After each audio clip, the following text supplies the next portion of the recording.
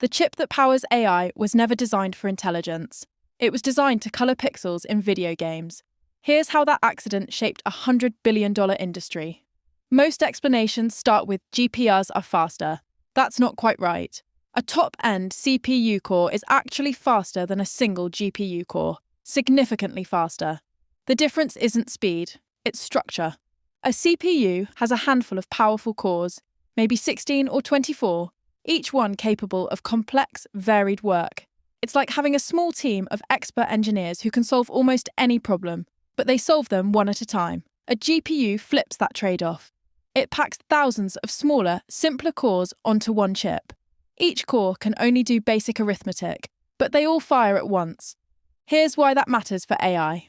The thinking inside a neural network isn't mysterious. It's matrix multiplication, billions of tiny multiply and add operations. Take one layer of a large language model. You're multiplying a matrix with tens of thousands of rows by another with tens of thousands of columns.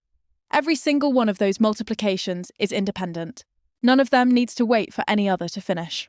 That's the key insight most explainers miss. AI math isn't complex. It's simple math done an enormous number of times, and almost all of it can happen in parallel. GPUs were built for exactly this pattern. To render a game frame, a GPU calculates the color of millions of pixels simultaneously. The same basic shading equation applied everywhere at once. Neural networks need the same thing. The same small operation applied everywhere at once. It's a structural match that nobody planned. This is why training a frontier model costs tens of millions of dollars. You're running trillions of these operations across thousands of GPUs for weeks or months, and it's why the GPU shortage hit so hard. Every AI lab on Earth needed the same chips at the same time, chips that only a few fabricators can produce. But here's the shift everyone underestimated. Raw arithmetic stopped being the bottleneck. The real constraint became memory, how fast you can feed data to those thousands of cores. That's why companies started building specialized AI chips like Google's TPUs, and why NVIDIA redesigned its architectures around memory bandwidth. The next era of AI hardware isn't about more cores. It's about keeping the cores you have from sitting idle.